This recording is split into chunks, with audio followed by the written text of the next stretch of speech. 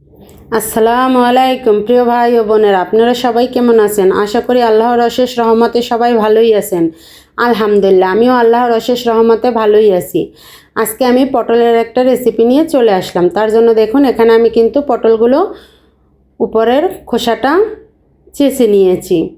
পটলগুলো কিন্তু আমি একদমই ছিলিনি। তারপর দেখুন, এখন আমি পটলটা কেটে নিব। আজকে আমি পটল সুন্দরী বানাবো। তার জন্য দেখুন, পটলটা কিন্তু আমি কেটে নিচ্ছি। এটা দেখে বুঝে নিতে হবে। তেরসা করে কাটলি সুন্দর একটা পাতার মতন ডিজাইন হয়ে যাবে। দুই সাইড থেকেই এভাবে কেটে নিতে হবে। আর আমরা বাঙালিরা কিন্তু বটি দিয়ে কাজ করতে অভ্যস্ত, তার জন্য কিন্তু আমাদের বটি দিয়ে কাটতেই সুবিধা হয়। আপনাদের যদি ভালো লাগে ছুরির সাহায্যেও কেটে নিতে পারেন। আমি বটি দিয়ে কাটা দেখিয়ে দিলাম।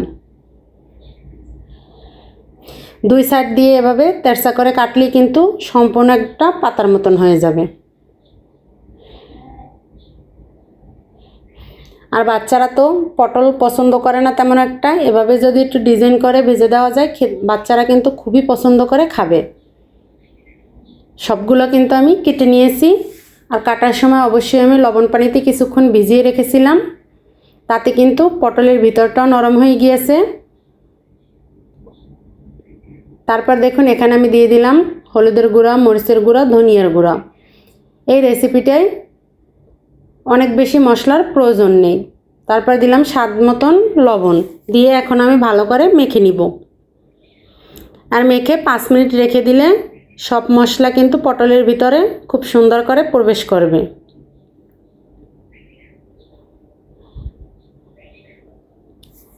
আমি আপনাদেরকে একটু দেখাচ্ছি যে দেখুন, মশলাটা কিন্তু লবণ পানিতে ভিজিয়ে রাখার কারণে খুব ভালো করেই ঢুকে গিয়েছে, কারণ পটলটা নরম হয়ে গিয়েছে। এখন দেখুন, একটা ফ্রাই প্যানে কিন্তু তেল গরম করতে দিয়ে দিয়েছি।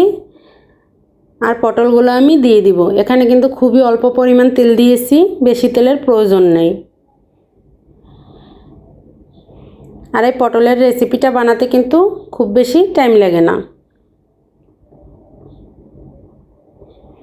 এটা আমি ঢাকনা দিয়ে ঢেকে দিব, তাহলে কিন্তু তাড়াতাড়ি সিদ্ধ হয়ে যাবে। অবশ্যই ঢাকনা দিয়ে দিয়ে ভেজে নেবেন, তাহলে কিন্তু খুব তাড়াতাড়ি সিদ্ধ হয়ে যাবে। দেখুন, কিছুক্ষণ পরে কিন্তু আমি এক পাশ উল্টিয়ে দিতেছি। আর আজকে কয়দিন যাবত যেমন কমেন্টে ডিস্টার্ব করতেছে, কমেন্ট শো করে না, তেমনি কারেন্ট আবার নেট সব কিছু মিলে কিন্তু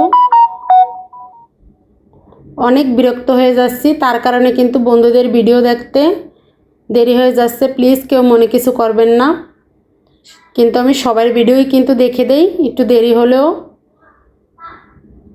যারা আমার কমেন্ট করে তাদের ভিডিও তো অবশ্যই দেখে দেই। আর যারা কমেন্ট মানে আমি ভিডিও দেখার পরে দেখে, তাদের ভিডিও এই কয়দিন ধরে দেখতে পাচ্ছি না এই সমস্যার কারণে। মাঝে মাঝে কমেন্ট লক দিয়ে দেয়, প্রতিদিনই এই কাজটা করে। তার জন্য কিন্তু আমি একটু সমস্যায় আছি। দয়া করে কেউ ভুল বুঝবেন না। যারা আমাকে কমেন্ট করবেন তাদের কমেন্ট ধরে তাদের ভিডিও আমি অবশ্যই দেখে দিব। আর দেখুন, কিছুক্ষণ পরে কিন্তু এভাবে আমি উল্টে পাল্টে কিন্তু দেখুন একটা পাতার শেপ নিয়ে নিয়েছে। আর এভাবে খুন্তির সাহায্যে একটু চেপে চেপে ভেজে নিব। অলরেডি কিন্তু একটা পাতার মতন হয়ে গিয়েছে। আর দেখতে মাশাআল্লাহ কতটা সুন্দর লাগছে। আমার বাচ্চারা তো খুব পছন্দ করে খেয়েছে, তাই বাচ্চাদের কিন্তু সবজি তেমন একটা পছন্দ না, তাই এভাবে ডিজাইন করে দিলে কিন্তু বাচ্চারা খুব পছন্দ করে খেয়ে নিবে। আর দেখুন, পটলটা খুব ভালো করে সিদ্ধ হয়ে গিয়েছে, আমার ভাজাটাও হয়ে গিয়েছে। এখন আমি নামিয়ে নিব। নামিয়ে নিয়ে এই তেলের ভিতরেই কিন্তু দেখুন কতটা তেল রয়ে গিয়েছে। এই তেলের ভিতরে আমি শুকনো মরিচ ভেজে নিব। আমি মরিচের পরিমাণটা একটু বেশি নিয়েছি, আমার অন্য কাজে লাগবে। আপনারা আপনাদের পরিমাণ অনুযায়ী নিয়ে নেবেন। অল্প জালে মরিচগুলো একদম মুসমুসে করে ভেজে নিব। দেখুন, আমার মরিচটা কিন্তু ভাজা হয়ে গিয়েছে। আর এখানে কিন্তু আপনারা শুকনো মরিচের পরিবর্তে কাঁচামরিচও ব্যবহার করতে পারেন, সেটাও খেতে অনেক মজা হয়, যার যেটা পছন্দ। তারপর এখানে দিয়ে দিলাম বেশ খানিকটা কুচানো পেঁয়াজ। এখন পেঁয়াজটাও আমি লাল লাল করে ভেজে নিব। আমার নতুন পুরাতন সকল বন্ধুদেরকে জানাই অন্তরের অন্তঃস্থল থেকে অসংখ্য অসংখ্য ধন্যবাদ ও অনেক অনেক ভালোবাসা। আর দয়া করে সবাই ভিডিওটা লাইক দিয়ে কন্টিনিউ করবেন। জানি না এখনও কেউ আছেন কি না। আমার অনেক আপুরা আছে ভিডিওটা ফুল করে লাইক দিয়ে দেখে নেয়, অনেক আপুরা আছে একটা কমেন্ট করেই চলে যায়। প্লিজ এই ক্ষতিটা করবেন না। যে কমেন্ট করে চলে যাওয়ার উদ্দেশ্যে আসবেন সে ভিডিও ক্লিক করবেন না। প্রতিদিন সবার ভিডিও দেখতে দেখতে আমাদের অনেকটা টাইম লস হয়, তাই প্লিজ কেউ একটা কমেন্ট করে বেরিয়ে যাওয়ার জন্য চলে আসবেন না। তারপরে দেখুন এখানে কিন্তু আমার পটলটা ভাজা হয়ে গিয়েছে। মাশাআল্লাহ, দেখতে কতটা লোভনীয় হয়েছে, খেতেও কিন্তু অসম্ভব মজা ছিল। আপনারা একদিন বানিয়ে খেয়ে দেখবেন। আল্লাহ হাফেজ।